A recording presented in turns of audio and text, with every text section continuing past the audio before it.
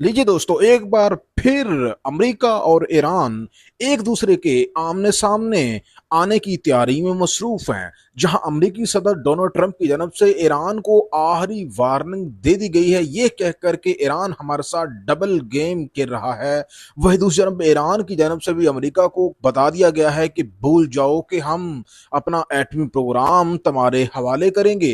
अमेरिकी सदर की जानब से जहां कहा गया है ईरान को अब हम हमेशा के लिए खत्म कर देंगे, तो वही ईरान की जानब से अमेरिका को आगे से आज ही ये जवाब दिया गया है कि ईरान की जानब बढ़ने वाले हाथों को तोड़कर खलीज फार्स के पानी के अंदर फेंक दिया जाएगा। जिसके बाद दोस्तों ये बात वाज़ह हो चुकी है कि जो मुज़ाकरात मुज़ाकरात का डोंग चल रहा था पिछले कुछ दिनों से, अब वो अपने इख्तिताम की जानब बढ़ता हुआ नजर आ रहा है, क्योंकि दोनों ने एक दूसरे के प्रपोजल को मानने से इनकार कर दिया है। अमेरिका की ये हवैश थी कि हमने ईरान को 40 दिनों से जो उसके ऊपर बमबारी की है, हम अपनी शराइत के मुताबिक ईरान को जो है वो झुका लेंगे।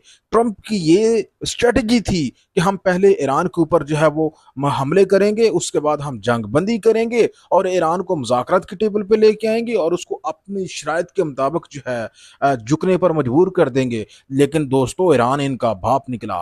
उसने आगे से कहा कि मैंने तो टाइम लिया था अपने आप को मजीद जो है इस जंग की तैयारियों के सिलसिले में, जो पहले कमजोरियां थी अब वो भी दूर कर दी गई हैं और तुम्हारी ये भूल है कि हम अपने एटमी प्रोग्राम को रूल बैक कर दें। ऐसा हो ही नहीं सकता, हम यूरेनियम की अफजूदगी बंद नहीं करेंगे, क्योंकि इसके पीछे एक दिन का खेल नहीं है, बल्कि हमारे अरबों डॉलर इसके पीछे जो है वो हमने लगा दिए हैं। हमारे कई साइंसदान जो है वो शहीद हुए हैं, हमारे कई अस्करी और सियासी रहनुमा जो है वो सिर्फ एटमी प्रोग्राम के ऊपर समझौता ना करने की पदाश पे जो है वो खत्म हुए हैं। तो तुम किस दुनिया में रहते हो कि हम मान जाएंगे कि भैया हम अपने यूरेनियम को खत्म कर दें और तुम्हारे हवाले कर दें।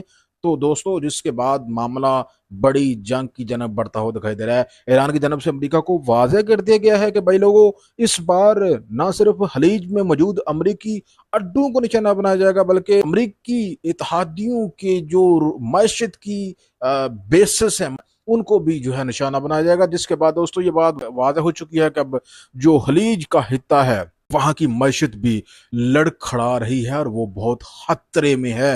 अगर ये जंग बढ़ती है तो ये पूरा हिस्सा इससे मुतासर होगा। सिर्फ ईरान और खलीज मुतासर नहीं होंगे, बल्कि खलीज में मौजूद लाखों पाकिस्तानी, हिंदुस्तानी, बांग्लादेशी जो वहां पे बैठ के करोड़ों खानदानों को, अपने ममालिक के खानदानों को पार रहे हैं, उनके घरों में भी चूल्हे जो है वो बुझ जाने की आशंका की जा रही है। दोस्तों ये जंग रुकने वाली नहीं है। मैं आपको बताऊं क्यों, क्योंकि इसराइल के वजीर आजम की जानब से भी ये कहा गया है कि जब तक अमेरिका ईरान के अंदर से यूरेनियम को नहीं लेके जाता ये जंग ओवर नहीं होगी। और इसराइल ने यह भी कह दिया है कि जो ट्रंप है वो हमारे लिए एक रहमत है।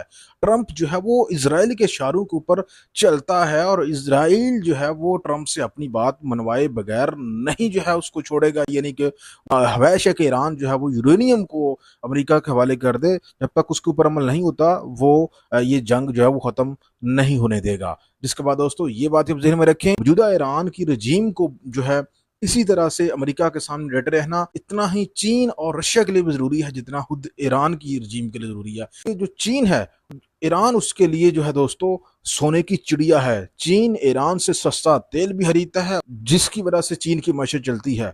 और ये आप ज़हन में रखें कि अगर ईरान में भी आके अमेरिका बैठ गया तो फिर हित्ते में मौजूद अमेरिका के जो मेन जो राइवल हैं चीन और रशिया, वो उनकी सलामती भी खतरे में पड़ जाएगी। तो इस वजह से ये जहन से निकाल दीजिए कि चीन और रशिया ईरान को लड़खड़ाने देंगे। आज ही इसराइल की जानब से ये कहा गया है कि चीन ईरान की मिसाइल प्रोग्राम की तैयारी में मदद कर रहा है। जिससे आप ये बात समझ जाएं दोस्तों कि ये सिर्फ ईरान नहीं लड़ रहा अमेरिका के साथ, बल्कि चीन और रशिया भी अमेरिका के साथ लड़ रहे हैं।